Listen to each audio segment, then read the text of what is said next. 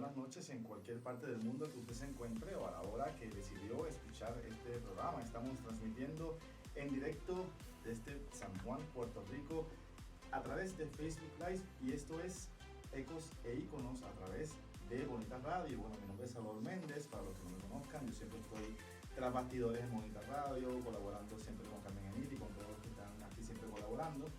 Y en el día de hoy pues comenzamos una nueva temporada de programas de Ecos e Iconos, como siempre pues entrevistando a los artistas de las artes de la representación y los medios audiovisuales para conocer su trayectoria y entender, ¿verdad?, qué tiene que proponer y decir sobre el país que vivimos desde las artes.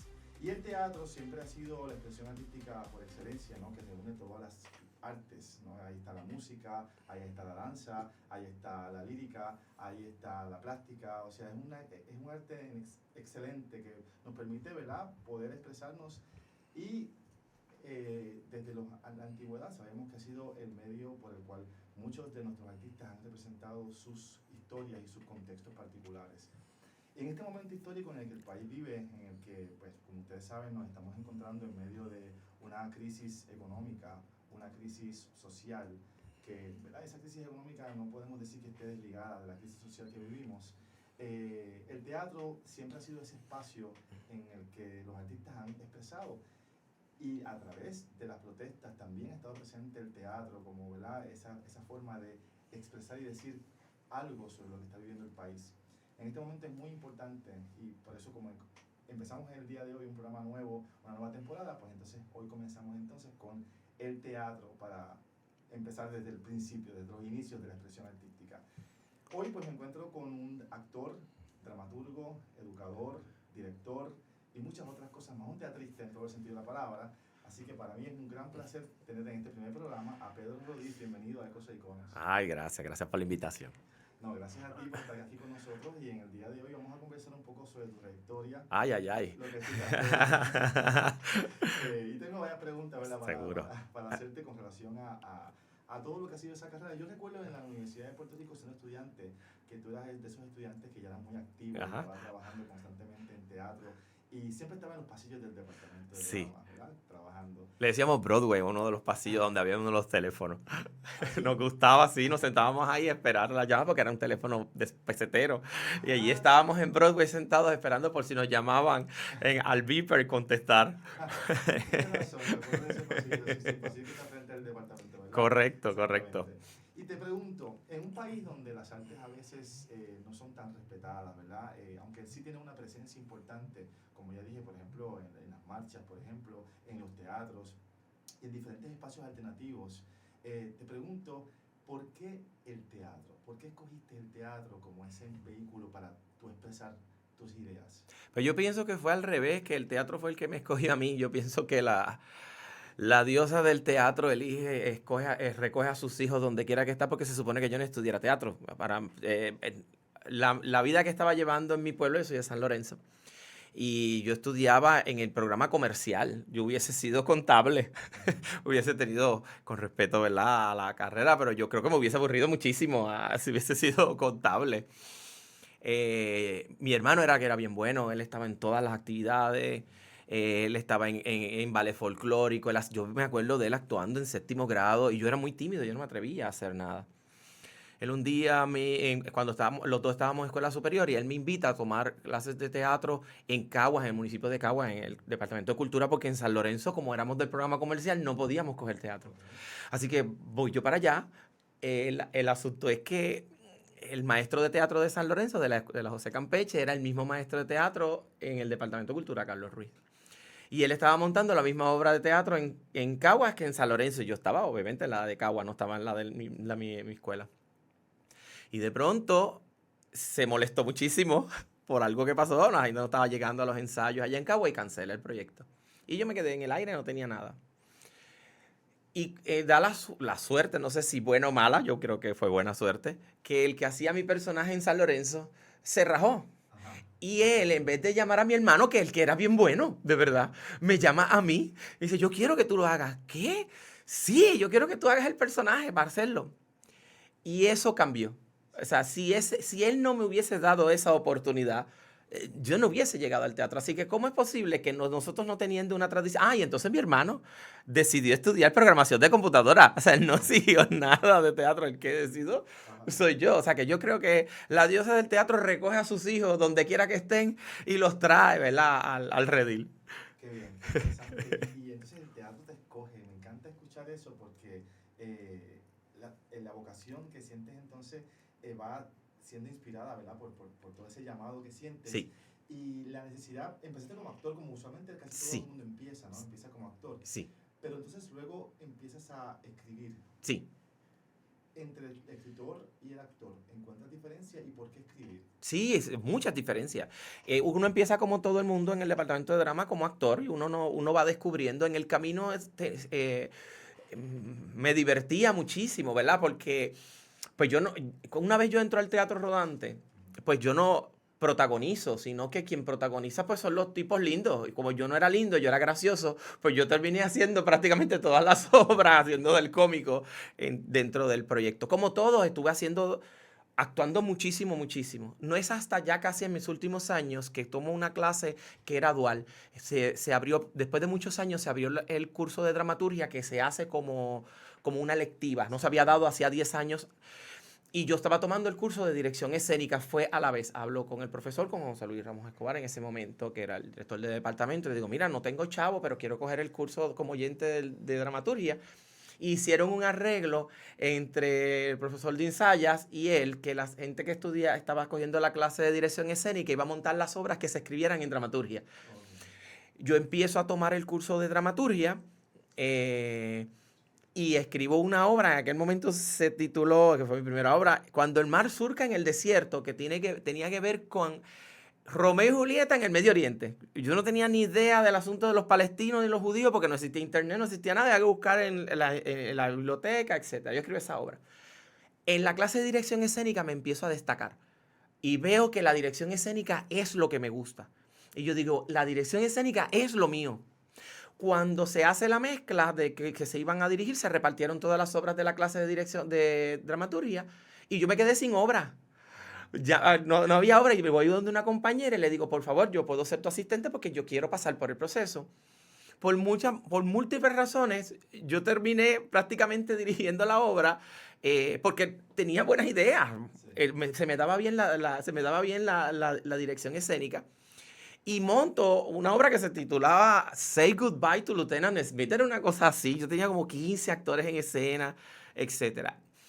Y eso cambió. Yo tenía un grupo de gente extremadamente competente en esa clase de dirección escénica y uno no quería, es que no es que uno fuera mejor, es que uno no quería ser menos, porque todo el mundo estaba en un nivel tan alto que eso ayudaba a que uno tratara de hacerlo mejor. Así que la dramaturgia, me acuerdo que el profesor me dice, cuando estrenó la obra, que me acuerdo que la fui a ver, tenía una función en Mayagüez y eran 2 funciones nada más. Esa obra la dirigió Anamín Santiago, compañera actriz. Y cuando se representa en el teatrito de la universidad, yo llego a verla por la tarde, y yo me reía. Nadie entendía, porque yo me reía porque no daba gracia, pero para mí ver mi trabajo escrito en escena era fascinante. Pero yo sigo por la dirección escénica, que es lo que se me da mucho más fácil. Y no hubo marcha atrás. Una vez decido por la dirección escénica, entiendo, no voy a seguir como actor. Quiero seguir siendo director. Y entonces ahí es que empiezo a hacer muchos proyectos. Y empiezo a hacer proyectos de otros escritores. La dramaturgia siempre la tuve, pero no era mi prioridad. Con los años me voy cansando de la dirección escénica porque lo experimenté todo. Y de pronto entendía que lo que yo dirigía no decía lo que yo quería decir. Okay. Y entonces decía, pues entonces yo debo escribir mis propios proyectos. Sí. Pero ocurrió una cosa extraña y fascinante a la vez. Y es que mi estética como director era muy distinta a mi estética como dramaturgo. O sea, las cosas que me gustaban como director no eran las mismas que me gustaban como dramaturgo. Es una cosa bien rara. Ajá. Y entonces empiezo a escribir mis propias obras y era una gran ventaja haber sido actor porque tú entiendes el proceso del actor. Sí. Y más ser director porque tú conoces todo el proceso. Así que ya de entrada, ya uno sabe lo que funciona y lo que no funciona. Y ya uno va directamente. Yo creo que por eso la estética era distinta. Porque uno iba a hacer lo que funcionaba. y dentro de las posibilidades, porque como dirección escénica yo me podría ser bastante arriesgado, pero en la dramaturgia, ¿qué era lo que yo quería decir? Y entonces, a partir de eso, como yo no tenía quien me dirigiera las obras, pues bueno, pues dirijo yo mis propias obras. Sí. Así que yo empiezo a dirigir mis propias obras, pero no logro el mismo efecto que lograba como director solo a cuando yo dirigía mis propias obras. Y de pronto hago la transición. Se dio de manera natural. Yo digo, no, me gusta más, puedo hacer más como dramaturgo que como director. Porque director, hay muchos directores, pero como dramaturgo que quieran decir algo en particular, en el momento histórico en particular, con las herramientas y de alguna manera con las bendiciones que uno ha recibido, ¿verdad? A través de los años y de la experiencia.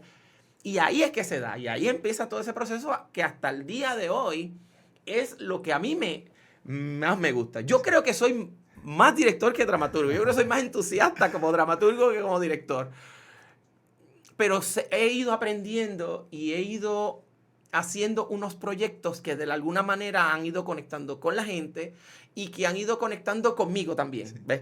Y entonces, de alguna manera, con esto se ha dado algo bien interesante, es que pasé del proceso de actor a director, a dramaturgo, y de dramaturgo director, y entonces ahora estoy casi en una etapa de volver a la actuación, y todo eso me ayuda nuevamente a la dramaturgia. Okay. ¿Y qué es lo que te provoca? ¿Qué temas son los que te provocan para que converses con el público? ¿Qué es lo que te gusta? Bueno, pueden pasar muchas formas, ¿verdad? De pronto estoy sentado y se me ocurre una idea, o estoy leyendo. Mira, te voy a dar un ejemplo. Una vez estaba leyendo el periódico y en ese momento vi una noticia de una persona que compró un chicle masticado de Britney Spears cuando Britney Spears era Britney Spears. Sí. Y pagó como $12,000. Y yo digo, ¿y cómo?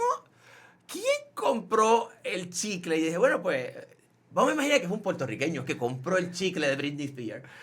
Y a partir de esa premisa yo dije, creé una obra que se llama El chicle de Britney Spears.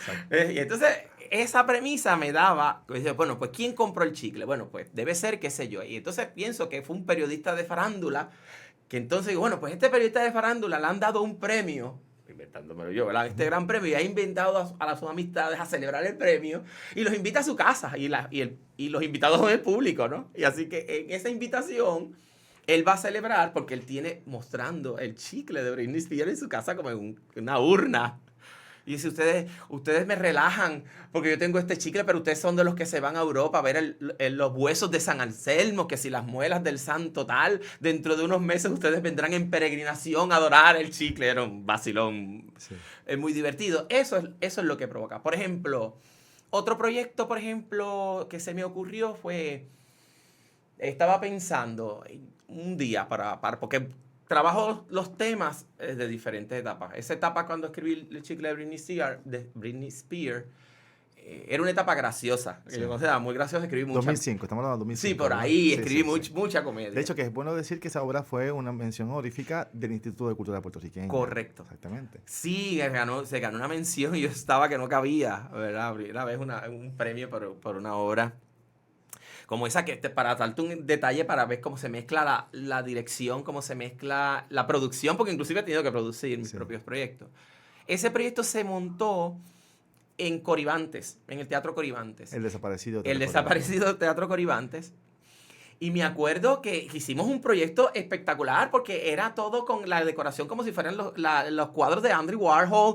Era un gusto exquisito. Él estaba vestido completamente de blanco, que tenía una peluca rubia. Pero era todo un personaje, porque el personaje era un personaje asexual. O sea, él no le importaba, le invitaba y tenía dos dragas que eran no solamente los que ayudaban a los invitados, sino que también servían como bailarinas. Okay. Era un hombre y una mujer, y entonces los dos hacían de dragas, y entonces cantaban, bailaban, y era un espectáculo completo, maravilloso. Y me acuerdo que en esa primera función habíamos 5 personas, incluyéndome a mí, la que era mi esposa en ese momento. Era terrible, de tanto trabajo, y lo han visto 5 personas. Unos meses después hicimos esa reposición y la hicimos en el New Yorican Café, en una barra en el Viejo San Juan. Empaquetado. Todas las noches estaba empaquetado, la gente disfrutaba muchísimo, pero un proyecto muy divertido. Y yo sufriendo, y yo decía, tú ves, la gente tiene que estar borracha para disfrutar mi obra. Y una de esas cosas que le da y uno se arranca, se rompe las vestiduras. Pues los diferentes temas que, ¿verdad? Me alejé un poco, me entusiasmé, me alejé un poco de la pregunta. Los temas pueden venir conversando, ideas, problemas personales, asuntos. Por ejemplo, por darte un ejemplo, una obra que se titula Sofía, fue una obra escrita con un compañero que se llama Freddy Acevedo y yo. Sí. La escribimos los dos. Yo lo llamo y vamos a escribir una obra que tenga que ver con los muros, con las cosas. Somos una isla, ¿verdad? Y el mar es el muro, vivimos en una ciudad amurallada, los muros que dividen las casas. Esa es la premisa inicial. Y de ahí mutó a dos profesores de filosofía que deciden invadir el seminario de filosofía porque lo van a convertir en un centro de refinamiento y modelaje. O sea, lo opuesto a la filosofía. Y están estos dos tipos allí a tratar de tener, ¿verdad? De poder desarrollar el pensamiento filosófico original, que es un disparate porque hay un premio de $1 billón y ellos se los quieren ganar. Y para ellos inspirarse deciden, por ejemplo, inhalar las cenizas del maestro, y así el maestro era el que les dio clase y con eso se le iba a iluminar. Un vacilón, ¿verdad? De ese lado. Una vez estuve molesto. Esa es una obra que nos premiaron. Eso se ganó un premio nacional. ¿Cómo se llama esa obra? Sofía. Sofía. Sí. Okay. Ganamos el premio nacional del instituto. De hecho, de los últimos premios que dio el instituto, si no fue el último de dramaturgia. Pero ya es otro tema. 2011. 2011, sí. Que de hecho la escribimos para nosotros, pero éramos muy jóvenes. En ese momento nos veíamos bien nenes y habíamos construido estos dos personajes para personas más grandes, de mayor edad. Sí. Las ideas pueden surgir hasta de coraje. Porque yo, por ejemplo, yo puedo escribir desde la alegría y desde el coraje, pero no desde la tristeza. La tristeza pueden escribir los poetas, pero yo no me sale. Y entonces recuerdo que estaba enfogonado con el Instituto de Cultura. Peleábamos muchísimo con el instituto. Eran peleas legendarias, ¿verdad? Porque nosotros siempre estábamos en desacuerdo. Y en ese momento habían chavos. Ahora no, el instituto no tiene dinero, pero en aquel momento tenían muchos chavos y repartían, y uno molesto porque uno quería hacer. Y me molesté porque no nos dieron, hicimos unas propuestas y sometimos como dramaturgia y la dejaron el certamen desierto y sometimos como compañía y lo dejaron desierto y nos dejaron fuera, estábamos molestos. Y digo, pues hay que escribir algo para pelear con ellos. Y ahí se me ocurre una idea que se llama El Local. Y eran estos 3 actores que deciden comprar un local para hacer teatro y les va mal. Y ellos esperanzados que el instituto les dé chavo para echar para adelante el negocio, el instituto no les da nada. Bueno, muy divertido. Otro ejemplo, por ejemplo, ¿verdad que estoy hablando y monopolizando la conversación? Con esto te cierro, ¿verdad? Para darte un ejemplo, porque decidí escribir una obra, tenía una idea, estaba pensando, decía, bueno, yo me imagino a Cristo y al diablo, ¿verdad? A Cristo en el desierto, en el día 35, apestado, destruido, ya, loco porque acaba los 40 días. Y de pronto se le aparece el diablo y de pronto empiezan a hablar de arquitectura. Eso fue la imagen que yo tenía de, qué sé yo, de las 7 maravillas del mundo antiguo. Era mi idea, ¿verdad? ¿No? Que no era lo que la gente esperaba de hablar, ¿verdad? De que lo tentaba. No, que eran 2 panas que se reunían a hablar y bla. Y me acuerdo que ese año me llama Roberto Ramos Pérez, me llama para el Festival del Ateneo y me dice, Padrito, quiero que vengas para acá, ¿tienes alguna obra escrita? Y yo, sí, tengo una obra, cuenta con eso. Y lo que tenía era esa idea. Y esa idea se desarrolla de tal manera, ¿verdad? Que la obra termina convirtiéndose, que el diablo termina clonando a Cristo y lo tiene encerrado en un laboratorio en Suiza y lo tiene dando vueltas en un laboratorio como si fuese un hámster. Bien interesante el proyecto. Así se me ocurren las ideas. Y por último, espérate, ¿verdad? Porque estoy en otra etapa ahora. Ahora se me ha ocurrido estoy en una etapa familiar, es decir, personal familiar. Y entonces estoy escribiendo obras que tienen que ver con mi familia. Escribí una que se llama Mami me mima, que tenía que ver la historia con mi mamá, que mi mamá murió, y yo escribí una obra como si ella estuviese viva, ¿verdad? Estoy con Giorgi Borri. Hice otra que se titulaba Café con leche de almendra, que era de mi divorcio, ¿verdad? Escribí otra que se llama Lego Man, que tiene que ver, que la actúo con el hijo mío, ¿verdad? Con Daniel. Y abrí una cuarta que esa cierra ese ciclo, que tiene que ver con mis abuelos, ¿verdad? Ellos como personajes. Por ahí es que va, ¿verdad? Okay. Siempre es comedia, ¿no? Siempre entonces te gusta la comedia. No. Okay. Incluyo la comedia dentro porque es como un proceso natural. La comedia se nos sale a los puertorriqueños, es parte. O sea, los proyectos no pueden ser serios. Siempre tiene que haber, decía un dramaturgo, que uno tiene que escoger cuándo tú quieres que el público se ría, porque si no el público se va a reír cuando tú no quieres que se ríe. Okay. Así que hay que ser bien efectivo en darle esa válvula para que, porque si es muy tenso, se ríen cuando no deben. Okay. Eso. Okay. Y como tú dices, los puertorriqueños sí tenemos muy buen sentido de humor. O sea, cada vez que ocurre una desgracia, la convertimos en un meme, ¿verdad? Sí. Y eso es muy característico de nosotros. Y a través del teatro también... Y los funerales. Muchos chistes se hacen en los funerales. Ahí es cuando más buenos son los chistes. Sí, son los mejores. Pero en ese sentido, ¿verdad? Siempre usamos el humor, como tú bien dices, y lo incluimos. Aunque sea una obra que tenga un tema tal vez más serio, hay momentos donde tú tienes que hacer reír al público porque es parte fundamental. Y a través de la risa, muchas veces decimos grandes verdades también. Sí. Molière, ¿verdad? Que es uno de los grandes dramaturgos y teatristas del mundo, ¿verdad? Usaba mucho el humor para decir grandes verdades. Y en el Puerto Rico de hoy, ¿verdad? Cuando vivimos un país tan convulso, pues el teatro ha sido el espacio muchas veces para exorcizar por parte de los artistas y también para el público tener catarsis, ¿no? Y poder entender. La Universidad de Puerto Rico te formó, vemos que no solamente como actor, también como director, o sea, es un departamento que aunque se llama departamento de drama, realmente forma teatreros, o sea, no es un departamento, en otros lugares sería un departamento de teatro a lo mejor, aquí es un departamento de drama, pero sin embargo tiene una educación muy holística, porque enseña danza o enseñaba danza, integra la pantomima, como tú bien dices, también la dramaturgia. O sea que es una formación muy completa y no solamente se encamina hacia lo que es el actor. O sea, hay otras áreas, ¿verdad?, que también se desarrolla y gracias a ese departamento y a otros en otras universidades se ha mantenido vivo el teatro en las instituciones universitarias. ¿Qué profesor del departamento de drama tú me puedes decir que ha sido una gran influencia en tu carrera y que te define como artista, si alguno? Anda. Yo creo que dependiendo de qué fue lo que decidías, en qué etapa estaba, por ejemplo, en la actuación, Idalia Pérez Garay. Sí. Idalia no solamente es una de nuestras mejores actrices, sino que como profesora era tan asertiva. Sabía cómo dar la clase. Sabía cómo dar la clase y era bien. De verdad que yo creo que fue un privilegiado de los que estuvimos cogiendo clase con ella. Yo creo que fue un privilegiado haber cogido clase con ella. Y ella se enfoca mucho en lo que es la psicología del personaje, ¿verdad? Sí. Es que era bien interesante los ejercicios, el cómo te llevaba, cómo te hablaba. De hecho, yo llegué a coger, solamente uno podía coger podía coger hasta actuación 4. Yo llegué a toda la actuación 6, que se abrieron unos cursos medio clandestinos. Ay, bendito, la hundido. Clandestinos en el sentido de que se justificaban con otra codificación.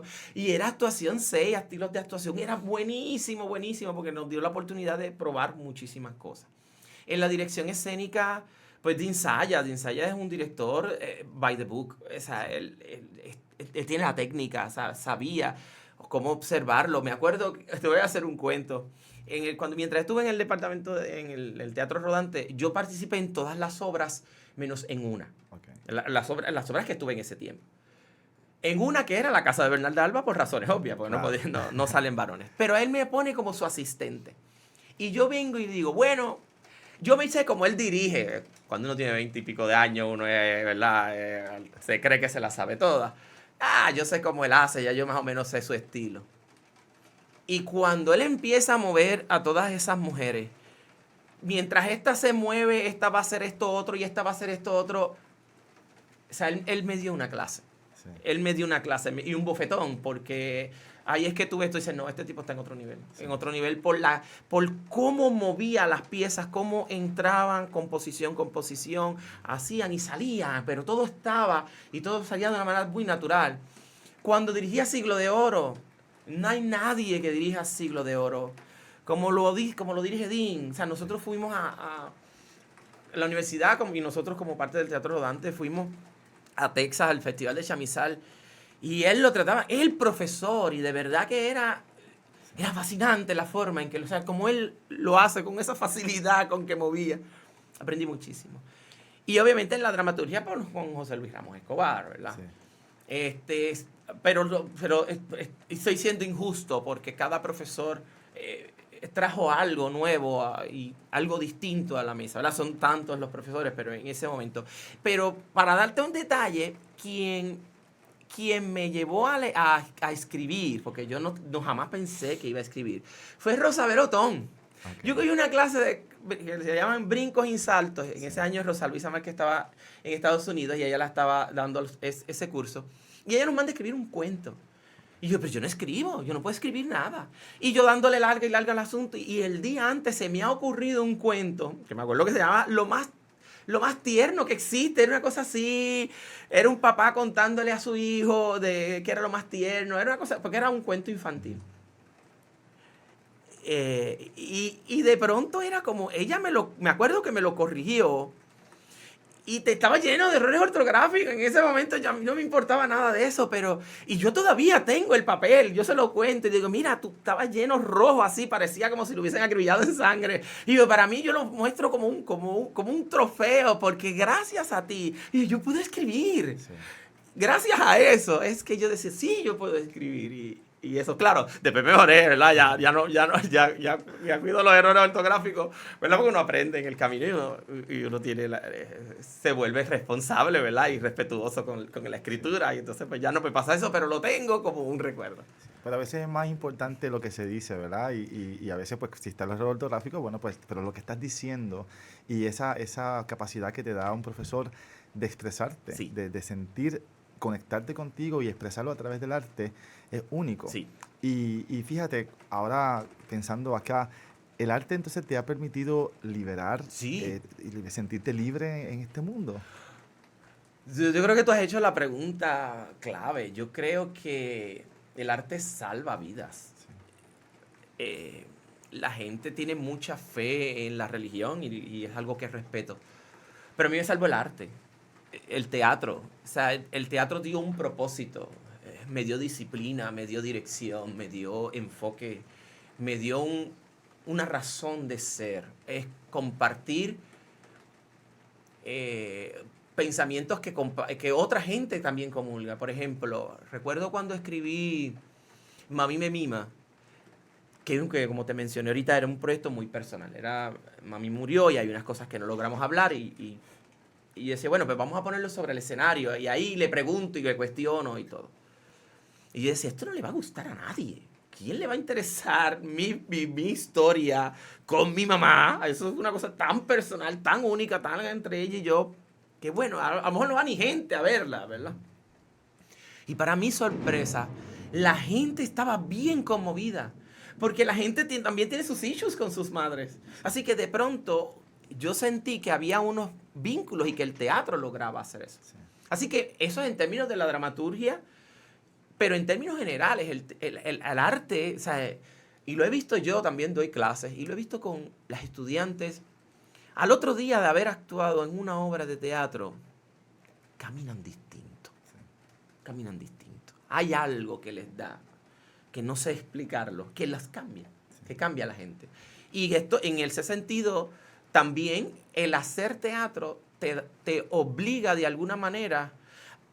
Y no quiero utilizar la palabra culto, porque no es eso, ¿verdad? No es que uno se vuelva una persona culta, sino que tienes que leer muchísimo. La gente más interesante que he conocido son la gente de teatro, porque lee muchísimo. Porque para cada proyecto hay que prepararse. La gente de teatro sabe muchísimo de muchas cosas, porque se prepara para eso. Y uno, tanto para escribir como para dirigir, como para actuar, hay que investigar, porque la mitad del trabajo... Claro. Es en la biblioteca. Bueno, ahora no es en la biblioteca, ¿verdad? Porque no tienen otros medios para llegar. Pero antes era la biblioteca. Y pues esa biblioteca se trasladó a lo electrónico. Y sí, te cambia. A otras personas es como una especie de espiritualidad. Y el teatro se basa, ¿verdad? Sus orígenes en el ritual. Tiene un elemento religioso, espiritual. Y uno lo siente. Esa energía que está entre el público, el actor, es algo mágico. Tú puedes ver una película con un presupuesto descomunal, con unas actuaciones extraordinarias, y después ir inmediatamente a ver una obra de teatro y dices, nada se compara con el teatro. O sea, el teatro es el arte supremo. Que me perdonen los demás, pero el teatro es el arte supremo. Sí. También, además de conecta con el público, Sí. ¿verdad? Que el actor, siempre que está en esa experiencia, siente al público su energía, ¿no? Y hay una Y comunicación. es real. una- Sí, exactamente. eso se da. Exactamente. También el actor siente al público siente al Sí. actor. Y eso no se da en el cine, No. no se da en la televisión, no se da en la radio, No. ¿verdad? Aunque en la radio a veces el público puede participar, pero no necesariamente eso ocurre. Así que sí te ayudó a liberarte como persona y a Sí. poder conocerte como persona y la comunidad. A ser más empático con la gente que te rodea, porque es un arte Sí. en el que depende siempre también de alguien. Sí. Aunque hagas un monólogo, Ujú. hay alguien que está dirigiéndote, Ujú. hay alguien que está trabajando las luces, hay Ujú. alguien que te trabaja con el vestuario. O sea Ujú. que también sientes entonces que es un arte que te ayudó a ti a trabajar contigo, a liberarte como persona para poder expresarte, y esa relación con la comunidad Ujú. también me imagino que te acerca, ¿verdad? Sí, es que el teatro es un arte colectivo. Si tú no estás ¿cómo te digo? O sea, en escena, el actor, yo creo que muy pocos profesionales tienen que vivir lo que vive un actor en términos de estar en ese presente ahí tenso, porque el actor tiene que estar pendiente no solo a sus líneas, sino al movimiento, al lugar, al otro actor, que no se le olvide, que si las luces, que si esté la utilería donde se supone que esté, yo tengo que salir para acá, que si se le olvidó la línea al otro, que si el público, que eso, que si sonó un celular. El actor está en un estado de alerta. Sí. Yo diría que casi, qué sé yo, un cirujano está en ese nivel de alerta, ¿verdad? Pero un cirujano está trabajando con una vida, pero el actor tiene que estar en ese momento tan y tan alerta que yo creo que deben haber pocos profesionales que tengan que vivir ese sentido de alerta en el momento en que está haciendo la representación. O sea, el actor termina exhausto. Sí. En cuanto al asunto de la comunidad, lo menciono porque tenemos que ayudar. O sea, si tú puedes tener montones de... Todo el mundo está bien. Y viene uno, la daña. La gente no dice fue esa persona, no. Esa obra pasó tal cosa, o eso no sirvió, o es tal cosa. O sea, uno que no funcione, alguien que no engrane, es el proyecto completo. Entonces tú estás todo el tiempo en que nos estamos ayudando y uno entra a escena y uno como director de afuera lo ve y uno como público lo ve también. Tú ves que todo el mundo, no pasa lo que pase, tú sabes que se van a ayudar. Sí. Ese sentido de comunidad, eso está bien presente. Sí. Eso es bien presente y la gente lo percibe. Sí. Además, me mencionaste al principio algo que estuviste en una sala de teatro tradicional presentando una pieza y fueron 5 personas, ¿no? Que han habido obras de teatro donde hay una sola persona o no hay nadie y el actor interpreta, porque ese es el compromiso, ¿no? Con esa experiencia. Pero también me hablaste de que esa misma pieza la llevaste a otro espacio, sí, a un espacio donde está el pueblo. Sí. Y entonces ahí vemos la importancia de que también el teatro salga del espacio tradicional. Sí. Porque, por ejemplo, hay teóricos que nos han hablado de que para que exista una obra de teatro hacen falta 3 cosas. Un actor o alguien que ejecute, un público y un espacio. Así que ese espacio, ¿verdad? Pues lo ideal es que sea un teatro, porque ahí tienen todos los elementos. Toda la comodidad, ¿verdad? Claro, por supuesto. Pero muchas veces el público no puede asistir al teatro por diferentes razones. A veces, pues, por desconocimiento, privación cultural, o a veces o hasta económica, por supuesto. Pero ese aspecto de crear comunidad que estamos hablando y de que sales del teatro y vas a la barra, por ejemplo, y allí presentas una pieza de la calidad que me estás hablando, ¿no? Que es una pieza profunda, y el público está allí sentado, y entonces se hace pertinente, se hace cotidiano. Sí. Y eso también ayuda a crear esa comunidad. Sí, yo he podido trabajar en diferentes espacios. He trabajado en barra, he trabajado en plazas, he trabajado en los teatros. Y sin embargo, uno de los proyectos que más atesoro fue un proyecto un proyecto que dirigí de Valle Inclán, de Ramón de Valle Inclán, Ligazón y Rosa de Papel. Eso era parte de un festival del instituto, porque no siempre peleé con el instituto. A veces me trataban bien. Y me acuerdo que la hice en el patio interior del instituto. Y recuerdo que dentro de la obra había un personaje que hacía referencia a la luna, y había luna llena en ese momento, y se veía, él la señalaba y estaba allí. Fue el timing perfecto, ¿verdad? Lo atesoro porque sí, la gente le gustan los espacios cómodos, ¿verdad? Los espacios oficiales nuestros, pero también les gusta esos otros espacios y los patrocina. Sí. Pasa que a veces en términos de la permisología, la logística, no necesariamente siempre se pueden hacer en otros lugares. O si llueve, ¿verdad? 1000 razones. Sí. pero a mí me gusta mucho explorar porque al trabajar en un espacio oficial, ¿verdad? Un teatro con todas las comodidades, pues ya tú vas y creas el artificio y lo construye para que la gente lo pueda ver. Pero en un espacio abierto o alternativo, tú trabajas con la misma estructura del espacio. Y el espacio se vuelve la escenografía. Y entonces la gente también lo ve y lo aprecia y dice, qué chévere. O sea, que se utilizó el mismo espacio para hacer la puesta en escena. Sí. Parte de ese trabajo colectivo del que hablas, ¿no? Que nos hablas sobre cómo se unen todas estas energías, tanto el equipo de producción con los actores, el público, pero tu trabajo como dramaturgo es un trabajo solitario. Sí. ¿No? Así que ahí te sientas, me imagino, en el silencio o en el espacio que tú decidas trabajar y empiezas a crear. Y ahí me imagino que entrarás en ese trance que se habla, ¿no? Donde el dramaturgo se mete en un mundo platónico, podemos decir, donde está viviendo unas experiencias y las lleva a las palabras, ¿no? Y a través de las palabras, pues, evoca esas imágenes, esas sensaciones. Pero luego esa pieza de teatro encuentra espacio en los teatros de Puerto Rico. O sea, existen los productores en Puerto Rico que se dedican a buscar y a cazar todas estas piezas que hablan sobre nuestra realidad. O existen muy pocos productores que se aventuran a hacer esa búsqueda, esa cacería, ¿no? de estos textos nuevos para representarlos. Te lo digo porque en el Facebook, donde estamos todos metidos, donde sí. Estamos ahora mismo transmitiendo, sí. Dos dramaturgos puertorriqueños, uno muy joven y uno bastante experimentado, hicieron un comentario con relación a esto. Ellos entendían de que aunque sí hay muchas compañías que se dedican a presentar piezas, muchas veces es el propio dramaturgo quien tiene que también convertirse en director y productor de sus propias piezas. Así que te pregunto si tú compartes la percepción de ellos de que pues a veces no se encuentran espacios fuera del dramaturgo, o sea, de que tenga que producir su espacio, su pieza. ¿Hay interés por los productores comerciales en presentar piezas puertorriqueñas? Bien, me parece que lo que me estás planteando está en 3 fases. Te lo voy a trabajar, te voy a contestar en 3 fases. Sí. En términos de cómo construyo una obra de teatro, no necesariamente yo soy de los que me siento a escribir. O sea, yo parto de una premisa, le doy vuelta en mi cabeza, trabajo, ¿qué pasaría si? Y la voy elaborando y la voy escribiendo en mi mente. El proceso de sentarme a escribir es un proceso como que, ok, ya tengo ya lo tengo claro y es bastante rápido. Y bastante rápido, bastante orgánico porque ya lo he resuelto en mi mente. Sí. Ahora bien, ¿influencia el saber si yo voy a montar o si me van a montar la obra mi escrito? Sí. Porque si yo sé que mi obra no va a tener salida, yo no voy a escribir una obra con 10 actores. Así que en mi dramaturgia, yo tengo que decidir, bueno, yo no puedo escribir una obra con 10 actores porque no me la va a montar nadie. La voy a terminar escribiendo y terminará, antes terminan en una gaveta, ahora terminan en un USB o en la misma computadora en algún lado. O una nube. O termina uno ni haciendo, sí. La verdad, molestándose. Así que el que tú no saber si tú la vas a montar o no, condiciona qué tipo de obra tú escribes. Así que tú dices, bueno, si la tengo que montar yo, pues tengo que escribir una obra que sean o de un personaje, o que sean de 2, de 3, o llamo a los amigos míos que están todos locos y vamos a hacerla, mira, tengo este proyecto, estamos todos pelados, vamos a hacerla.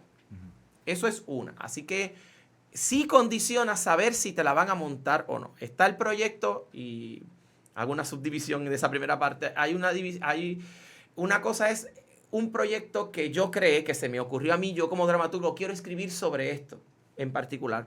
Y está un proyecto comisionado. Es una idea que se te ocurre a ti. Sí. Pedro, tengo esta idea de tal cosa, me gustaría que tuviese tantos personajes, que se desarrollara en tal sitio, etc. Entonces yo me siento con la información que tú me das y yo escribo una obra para ti. Y a lo mejor tú dices, bueno, yo quiero que sea comedia, o yo quiero que sea de teatro infantil, o que sea teatro escolar. Es como sea que tú me lo pidas, pero ya ese proyecto, aunque lo escribo yo, no es mío. Sí. En cierta medida es una idea tuya que yo desarrollo. Claro. Pero ahí ya la obra está comisionada. O sea, si tú me la estás pidiendo, esa obra va. Y ya de entrada, si me dicen, no, yo quiero que tenga, por ejemplo, 6 actores. Ah, pues ok, escribo para 6 actores. Ya uno tiene unas libertades. Aunque la dinámica no es la misma. Hay unas presiones de tiempo y unas presiones de qué es lo que quiere el que va a producir, el productor, porque él tiene un presupuesto y dice, no puedes inventar mucho porque entonces, ¿cómo se produce?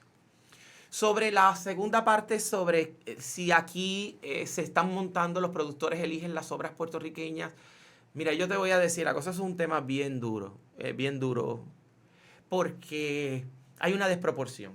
Hay una desproporción entre las obras que los productores eligen, que son esencialmente extranjeras, versus las obras que se escogen de puertorriqueños. O sea, ¿cuántos dramaturgos puertorriqueños en los últimos 5 años han estrenado en el Centro de Bellas Artes? Han sido bien pocos, pero bien pocos. Y eso tú dices, ¿por qué nosotros los dramaturgos no estamos estrenando en las salas oficiales? Y entonces tú dices, bueno, sería injusto decirle a los productores, la culpa es de los productores, yo creo que sería injusto. Yo creo que ellos están, ¿verdad? Van a coger un proyecto que entiendan que puede maximizar y que esté dentro de su estética. Claro. Que no necesariamente la estética del productor es la estética del dramaturgo. ¿Verdad? Porque yo quiero escribir sobre unas cosas, pero no necesariamente es lo que te interesa. Así que yo sí creo que sí se comisionan obras de teatro, pero más para el público escolar. Más proyectos, porque esas no existen. Así que si hay que hacer una adaptación de una novela, o escribir algo sobre un cuento o algo en particular, una temática en particular, eso hay que escribirlo porque eso no existe. Así que no existe en ninguna parte. Así que sí. Ahí se comisionan y donde los dramaturgos han tenido más salida ha sido en ese tipo de teatro, pero es un tipo de teatro que va más dirigido hacia los estudiantes. En cuanto a lo que debería ser, ¿verdad? ¿Por qué los dramaturgos por qué no están comisionando a los dramaturgos o por qué no se está confiando tanto en los dramaturgos puertorriqueños? Y me parece que es un círculo vicioso. O sea, si no me montan mis obras, pues yo no voy a progresar como dramaturgo. Y si no progreso como dramaturgo, tú lo que estoy escribiendo no necesariamente es lo que tú estás buscando. Así que hay un poco de ambas partes. Yo pienso que una alternativa podría ser que de alguna manera hubiese un diálogo, ¿verdad? Por ejemplo, y esto se me está ocurriendo aquí, ¿verdad? Y son amigos míos y no lo digo de mala manera, pero hay, por ejemplo, un festival de la comedia que está corriendo ahora mismo en el Braulio Castillo, estupendo, de muy buena calidad. Yo propondría, ¿por qué entonces no se hace una convocatoria y se le dice abiertamente a los dramaturgos puertorriqueños, estamos buscando comedias, y se den las pautas, pues, tantos personajes, tanto de esto, tanto temática, tantos hombres, o tantas mujeres, o tema libre, o tantos temas, etc. Y que de pronto elijan, ¿verdad? Y que de pronto las obras que les parezca que vayan en armonía con el productor tal que vaya con su estética, y a mí esta obra me gusta, pues entonces el premio sea que se le monte, porque uno lo que quiere es que se monte. Si no me la montan, no pasa nada, tengo ya una comedia escrita que quizás más adelante hasta yo mismo la pueda montar. La última parte sería entonces, bueno, ¿qué han hecho los dramaturgos en Puerto Rico? Porque tú dices, bueno, si no te las están montando y tú has tenido que condicionar tu escritura, bueno, pues la monto yo. Porque, ¿qué voy a hacer? Me puedo quedar en mi casa mirando el techo quejándome, ay, no se montan mis obras, o hago lo que hago yo, o haces lo que hago yo. Y digo, bueno, una vez me las montan, pues me las monto yo soy director, ¿qué tengo que hacer? Pues la monto, pues llamo a mis amigos, le digo, esto es lo que hay, te tira, vamos a hacerla. Y así he podido sacar mis obras. Y mis obras han salido porque yo las monto. Si gustan o no gustan, bueno, pues volvemos a la misma, ¿verdad? Pues no depende de mí. Pero tampoco me voy a quedar encerrado en mi casa lamentándome que mi teatro no se monta, ¿no? Y aún así también te digo otra cosa. Por ejemplo, yo creo que sí está el talento. Hay muy buenos dramaturgos en Puerto Rico. Una gran diversidad temática. De hecho, uno de los dramaturgos que para mí, le voy a decir de más alto rango, y digo de más alto rango en el sentido de que se ha sabido mover muy bien y sus obras la gente va, llena los teatros. Es Carlos Vega. Carlos Vega ha estrenado hasta en el Choliseo. Exactamente. Me da mucho orgullo, o sea, cuando él promociona que su obra se va a estrenar al Choliseo, yo me lleno de orgullo, a mí no me da envidia, al contrario, qué bueno, uno de los nuestros está ahí. ¿Ves que nuestra dramaturgia sí, la gente la apoya, la gente va, les gusta, ¿verdad? Así que yo sí entiendo que sí, porque obviamente nosotros escribimos pensando como puertorriqueño, ¿no? Yo soy un dramaturgo puertorriqueño, ¿no? Yo pienso como puertorriqueño, veo la idiosincrasia puertorriqueña. Y, por ejemplo, nosotros hicimos, por ejemplo, una vez, por darte otro ejemplo de otra alternativa, un proyecto alternativo que se llama Tipos. Tipos somos estos tres amigos, los mismos que escribimos el local que mencioné ahorita. Y cada uno de nosotros tiene una estética distinta. Somos buenos amigos, pero cada uno escribe comedia, hemos escrito comedia, pero la comedia de José Lo Arroyo es muy distinta a la de Freddy Acevedo y la de Freddy es muy distinta a la mía.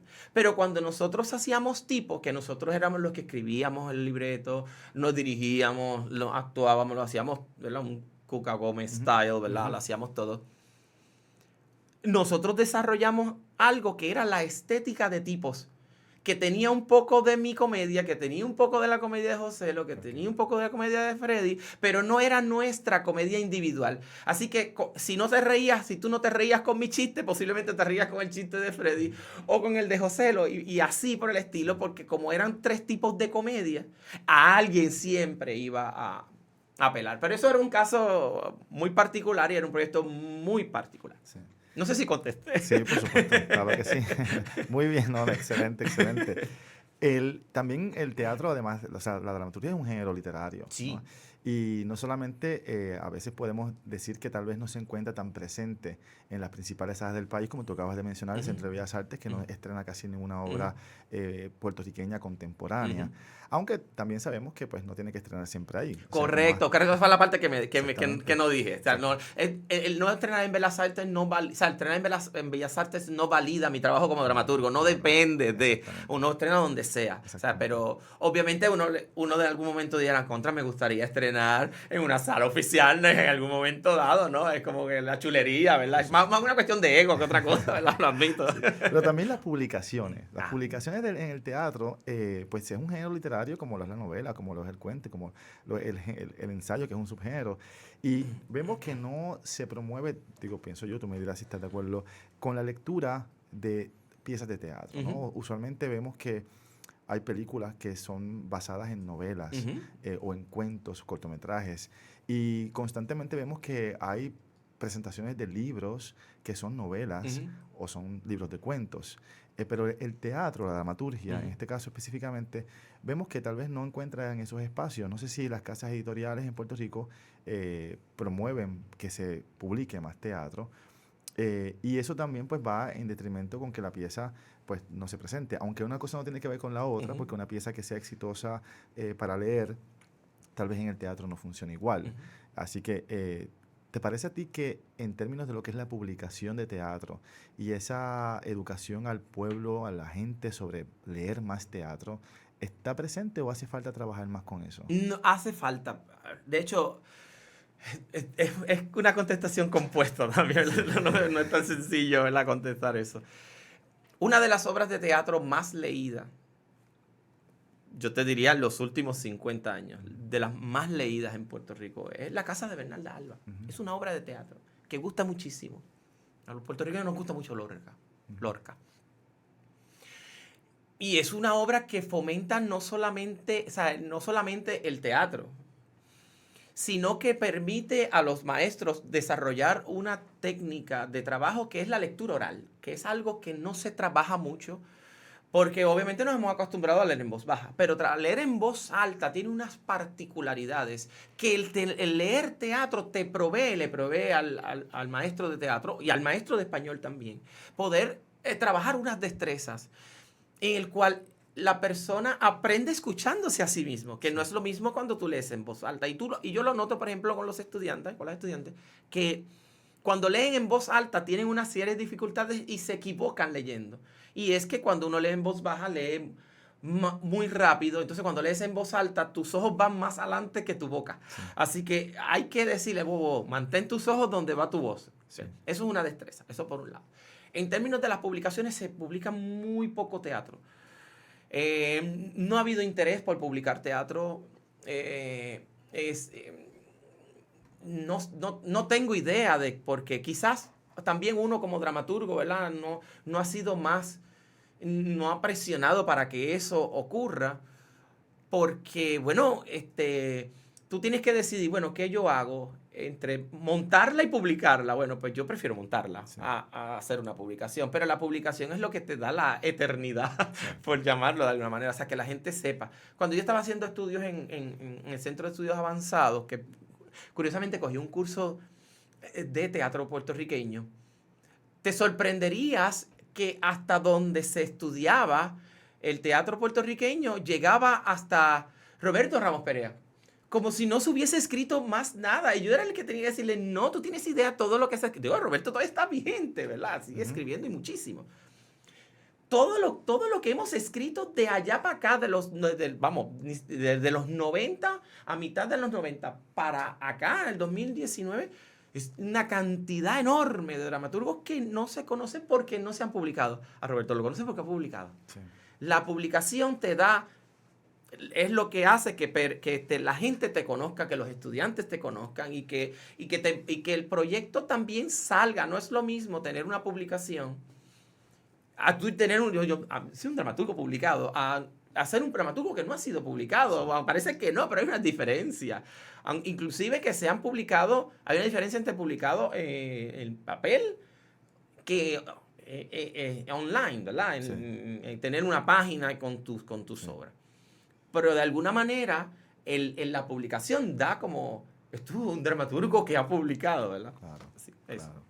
Y entonces, en ese sentido, pues, el teatro, la dramaturgia en este caso, pues también merece tener, ¿verdad?, mayor atención por parte de la comunidad artística puertorriqueña, o sea, específicamente los círculos literarios que se dedican, por ejemplo, pues a premiar. Yo sé que tú has tenido varias publicaciones y has tenido varios premios. También creo que el Pen Club me premió Deus Ex Machina. Exactamente. Sí. Que ahorita vamos a hablar de tus títulos, que son bien interesantes. O sea, pero estos círculos, ¿verdad?, literarios a lo mejor pudieran colaborar. Me imagino que ya han hecho un esfuerzo, pero podremos ver si ese esfuerzo pues se puede a lo mejor aumentar, no sé, diría yo, para que se convoque más a esa lectura y se conozca. Yo sé que hay dramaturgos que incluso se han dedicado a publicar sus propias obras por su cuenta, porque ahora gracias a que en el internet hay algunas tiendas digitales que te permiten publicar. No voy a decir los nombres, obviamente, por supuesto, porque no voy a... Bastante publicidad tienen ya, pero muchos dramaturgos, ¿verdad?, jóvenes, se han dedicado a publicar sus productos, ¿no? Sí. Y obviamente pues a tratar de venderlos y las redes sociales y el internet ha transformado un poco eso. Así que yo pienso que a lo mejor, ¿verdad?, si se unen los esfuerzos, los grupos que se encargan de fomentar la literatura en Puerto Rico y tal vez los propios autores, ¿verdad?, a través de la autogestión que es tan importante en este momento, pues a lo mejor ayudan. Por ejemplo, Rafael Pagán, que es un joven dramaturgo, recientemente pues publicó, hace como más de un año y algo, publicó sus obras, ¿no? Sí. Y fue un proyecto de autogestión. Sí, de autogestión. Exactamente. Adriana Pantoja también ha publicado ella misma, ¿no? Y también la ha publicado a otros como Miguel Difut. Correcto.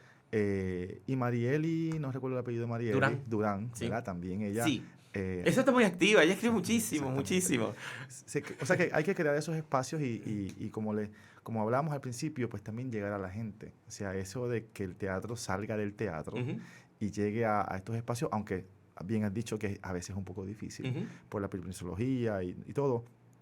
Pero como bien tú también dijiste, pues mira, una pieza de teatro tiene que ajustarse a la realidad. Y pues no puedo tener muchos actores, no muchos elementos, ¿verdad? Porque entonces la hago que sea accesible a diferentes espacios. Correcto. Algo que me llama la atención, hablando un poco de esa nueva forma de pensar en el teatro y de escribirlo, es el teatro corto. Sí. Y tú también has estado escribiendo teatro corto. Sí. Así que... complicado. Exactamente, porque precisamente Rafael Pagán es uno de esos dramaturgos jóvenes que podemos decir que tiene mangao eso de escribir teatro corto, ¿no? Y incluso ha ofrecido talleres porque tiene una fórmula o varias fórmulas que él propone. Y tú también has tenido que ajustarte a esa realidad en un tiempo en donde el público, cuando ve un video en YouTube que es muy extenso, no lo quiere ver. Así que también pues en el teatro se han dado estos cambios. Explícame cómo ha sido este proceso de ajuste de una idea que se tenía pensada, ajustarla a 15 minutos, 8 minutos, 10 minutos. Ya. Yo no escribo teatro muy largo.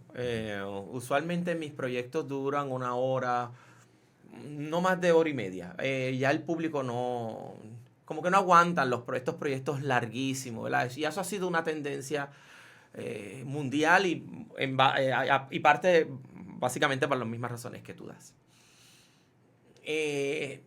A mí se me hace un poco difícil pensar, o sea, yo no puedo ajustar, si la obra es larga, la obra es larga. O sea, yo no me siento a pensar, yo quiero que esta obra sea corta o sea larga. Yo creo que la misma idea te dice cómo hacerlo. O sea, si yo pienso una idea, esto yo empiezo a escribir, yo creo que esto y si dura hora y media, pues dura hora y media. Si duró 15 minutos, duró 15 minutos. No se puede estirar o no se puede achicar porque comprometes el proyecto. Así que los proyectos que he tenido que escribir, y es una técnica distinta escribir en formato corto que en formato largo, las pienso ya es una idea porque es una idea. Y funciona como un cuento. Esta es una sola trama, tal cosa, y se resuelve de tal manera. Pero esa trama puede durar o 12 minutos, o 15, o media hora. Y hay que ver, dependiendo de lo que estén pidiendo, por ejemplo, en el Festival de Teatro del Fresco, pues no puede pasar de media hora, acuérdense. Y de pronto tú dices, anda, este proyecto está como en 35. Sí. Y ya tú sabes que ya uno va rompiendo un poco el formato porque ya casi está llegando el formato largo, pero tú dices, no puedo cortar porque voy a comprometer el proyecto. Así que sí, tiene una técnica muy particular. Y en lo personal, yo prefiero el formato largo. Sí. El formato corto lo veo más como un ejercicio. De hecho, cuando escribí Mami me mima, yo lo había pensado como en formato largo. Pero ahí, curiosamente, la mismo proyecto me aló y me dijo, no, es que si lo estás estirando. Tiene que ser, y fue formato corto, pero estamos hablando 35, 40 minutos.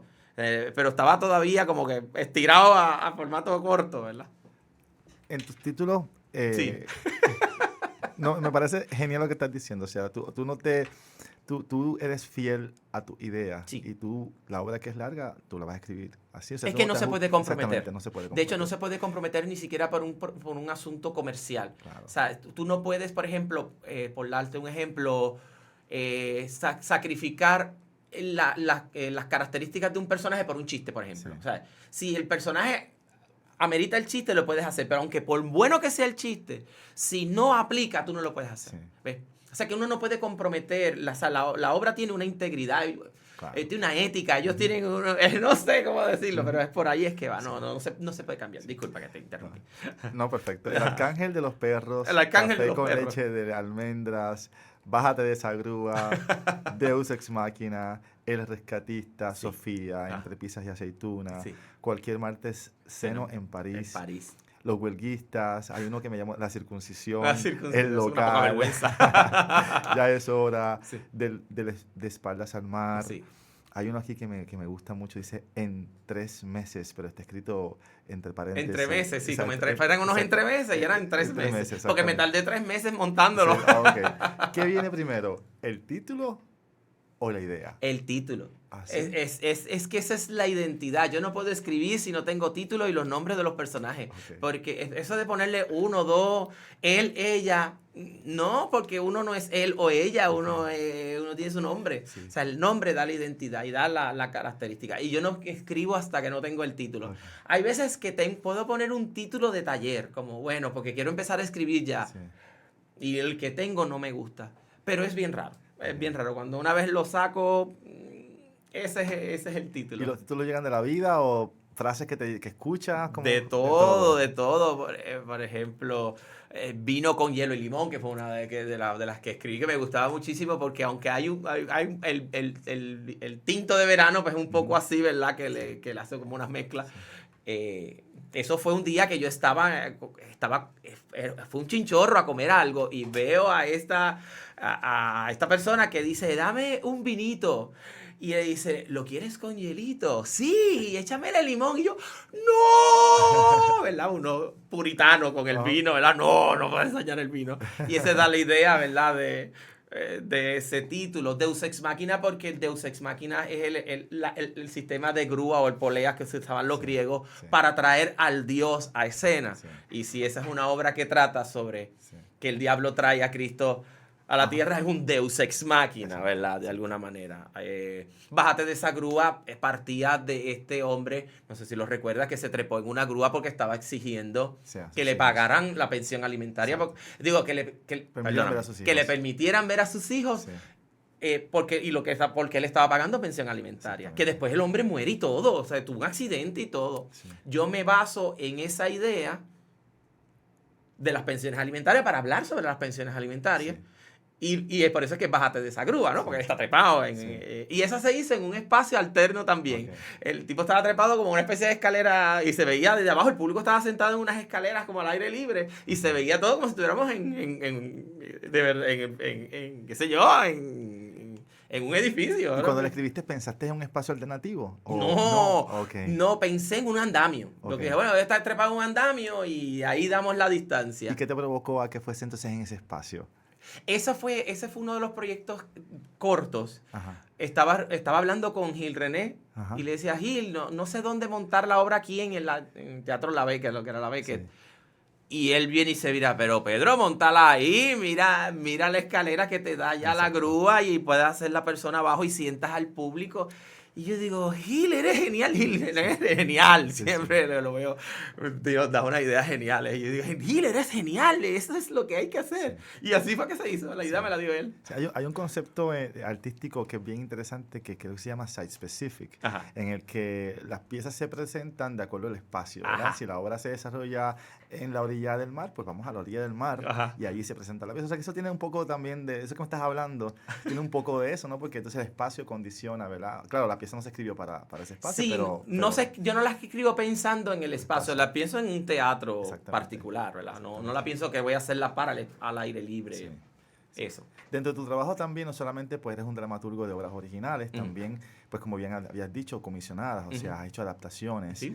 El proceso de adaptación, pues me imagino que también pues es uno que te lleva a cuestionar la obra que estás haciendo, ¿no? Y también cuestionarte a ti también como dramaturgo, o sea, porque uno cuando adapta, pues uno parte de uno, de lo que uno también es.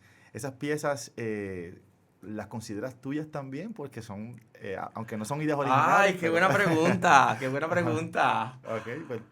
Ay, mira, hacer una adaptación es un proceso. Muy poca gente puede hacer adaptaciones hacia teatro. Primero porque tienes que ser dramaturgo. Sí. O sea, no todos los dramaturgos pueden hacer adaptaciones. ¿Cómo tú respetas el trabajo original y lo transfieres a un espacio teatral? Yo suelo ser muy respetuoso. Yo creo que respeto la obra. O sea, yo hice una versión una vez para una escuela del Polizón del Ulises de Ana María Matute. Un proyecto que había leído yo en 7º grado y dije, algún día me gustaría hacerlo. Y cuando entré a la universidad, de los primeros libros que compré fue esa novela. Y en el trabajo como profesor, algún día quisiera hacerla. Hice una adaptación. Y la adaptación tenía que ver como cómo resuelvo los asuntos de las descripciones para que se vuelvan diálogos sin abandonarlo. O se hace como acotación o se hace como diálogo para que no se pierda. Okay. O sea, que de alguna manera hay que crear esa voz que no se pierda. Yo suelo ser muy respetuoso. Yo, Pedro, creo que sigue siendo del autor original. Yo simplemente la transferí a otro medio. Yo creo que era para que el público pudiese verla. Yo en ese sentido no me gusta atribuirme algo, aunque es un proceso único, diferente, especial. Yo no me atrevo a decir que es mío. Yo creo que es del autor. Si por ejemplo uno hace, sé yo, la adaptación, por ejemplo, de La Charca, que hubo una adaptación reciente. O sea, pues, yo pienso que si yo la hiciera, pues sigue siendo de Manuel Seno García. Yo fui un instrumento para que pudiese teatralizarse. Sí, okay. Pero sigue siendo La Charca, ¿verdad? No fue mi idea original. Sí. Además de teatro, también tú has emigrado a otros medios y también has estado en televisión y has estado en cine. Sí. Algunos de tus guiones pues no se han producido, pero están ahí. Sí. Son obras, ¿no? Que están ahí, y también el guión de cine a veces se publica. Sí. Yo tengo en mi casa algunos guiones de cine, ¿no? Que también son publicados. No sé si es el guión original, porque siempre lo que se publica pues no sé qué proceso ha trabajado, pero sí es muy parecido a la película. Ese proceso de emigrar a otro medio, me imagino que lo has estudiado también, ¿verdad? Sí. Y lo has conocido. ¿Qué diferencias hay para ti para escribir teatro, que es un solo espacio y unas limitaciones que tal vez no lo ves como limitación, a lo mejor lo ves como parte de una... Como un reto, yo lo veo como un reto. Exactamente. ¿Y cómo comparas esa escritura de la televisión, que escribiste Se caen de la mata, por ejemplo, que fue una comedia, un sitcom que se hizo en Puerto Rico, cine, o sea... Hay ideas que te vienen que son, dices, esto es cine, esto es teatro. O sea, ese reto, ¿cómo lo visualizas? Pues he hecho varias cosas, ¿verdad? Más que emigrar, yo creo que ha sido como un viaje como turista, más que nada, ¿verdad? Quiero ver cómo funciona el medio, qué me provoca. De hecho, escribí hasta un piloto de televisión que nunca se hizo, que se llamaba, ¿verdad? El Governor Flácido. Yo digo, bueno, eso nunca me van a producir una comedia que tenga que ver con un gobernador de Puerto Rico.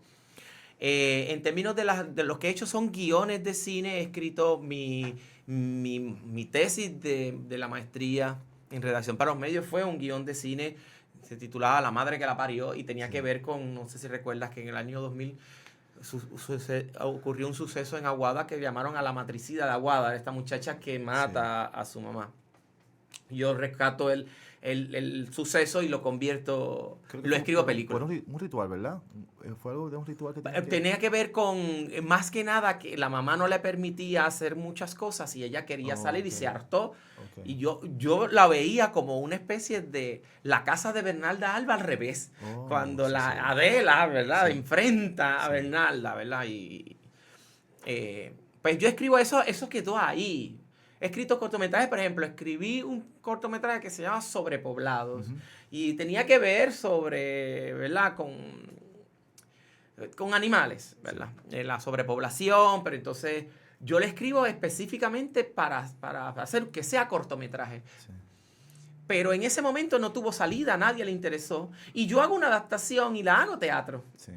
Después se logró filmar y era completamente distinto porque como yo tenía que intervenir directamente con el guión para la obra de teatro, obviamente yo lo voy actualizando. Una vez si hace para cine, ya uno como que lo da. No me atrevería a hacer cine, por ejemplo, ni televisión. Me parece que me siento... Lo puedo disfrutar, pero no es algo que disfrutaría haciéndolo. Sí. ¿No? Ahora, por ejemplo, se está haciendo, te doy una primicia, ¿verdad? Estamos haciendo una adaptación para cine de Deus Ex Machina, por ejemplo.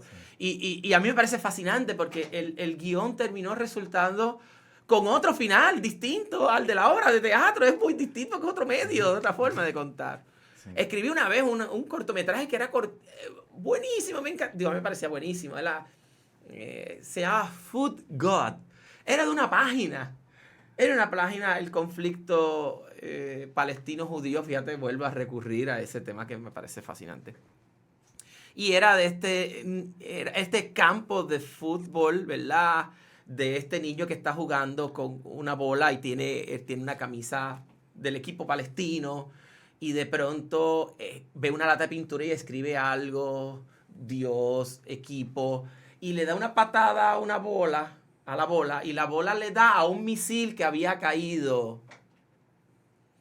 Y de pronto le da el misil y se ve el que va explotando el misil. Y lo que vemos es que vamos cambiando hacia la óptica de Dios, ¿verdad? Va hacia arriba. Y la cámara va tomando lo que va escrito. Y lo único que dice escrito es, Dios, cámbiate de equipo, ¿verdad? Pero es un tema político, ¿verdad? Me iba a meter en muchos problemas por hablar de algo, ¿verdad? Que yo hago opinando sobre ese problema. Pero me parecía que debía escribirlo. Y allí quedó. Sí. Nunca se filmó. Yo creo que nadie sabe de él, te lo estoy contando a ti. Y a todos los que están en Facebook. Y a todos los que están en Facebook, ¿verdad? Que no... Pero yo le tengo mucho respeto. Sí. Le tengo mucho respeto. No podría hacerlo.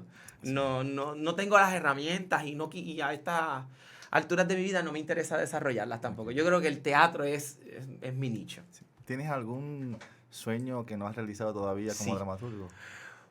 Bueno, como dramaturgo hay muchas cosas que quiero escribir todavía. Sí. Me gustaría, ver si pudiese decir que hay un sueño como dramaturgo, me gustaría que se estrenaran mis obras con regularidad, sí. ¿Verdad? Que no las tuviese que hacer yo, sí, eso te lo digo con toda la honestidad, ¿verdad? Uno poder escribir libremente sin tener que, de alguna manera, reducirse, ¿verdad? Sí. El proyecto, sino que me diera la oportunidad, pero no... ese es uno, y número dos, tener mi propio espacio, sí. Mi propio teatro. Porque entonces podría hacer eso todo el tiempo, estaría escribiendo, improntando mis propias obras. Yo creo que ese es el sueño. Y más que nada, no porque uno crea que uno es la gran cosa. O yo creo que Hay unas cosas que quiero decir y ya, no, eso no es mejor ni peor que nadie. Ni yo pienso que mis obras sean mejores que de otras. Es un estilo distinto. Sí. He ido evolucionando. Sé que no me hiciste la pregunta y me la voy a colar aquí la contestación, pero yo he ido evolucionando y lo sé. En términos de qué es lo que escribo, mis crisis personales sí influencian. Mi vida personal están metidas en mis obras. Te lo pregunté al principio. ¿Ah, sí? Sí, claro. Ah, pues entonces no, pues fue mala mía. No, pero muy bien. Mis obras sí.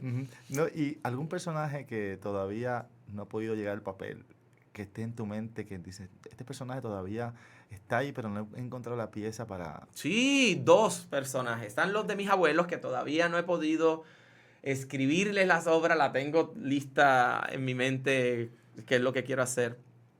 Que de hecho que quiero que la haga Georgina Borricki, pues ella lo sabe, yo que escribo para ella, me encanta como actriz. Pero ella hizo de mi mamá. Sí. Y actuó contigo, ¿no? Actuó conmigo. Sí. Era mi mamá. O sea, yo la veía como mi mamá, se parecía a mi mamá. Sí. Y yo le decía a la directora, quiero tocarla, yo quiero abrazarla. No la puedes tocar. Pero ¿por qué tú no quieres que yo toque a mi mamá si lo que quiero es... mi hermana va a ver la obra.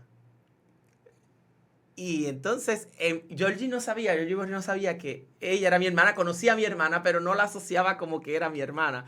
Y cuando mi hermana se le acerca y le dice, es que tú eras mami. Y ella dice, tú eres la prieta que yo menciono en la obra, que era la nena, que era porque yo hablo de mi hermana. Y ahí es que se da. Ha habido esa evolución, eso en términos de qué personajes yo he querido escribir. Hay 2 personajes, mis abuelos, que no he podido escribir sobre ellos porque quiero que Georgie haga de mi abuela también. Sí. Por eso es que me hice el ejemplo.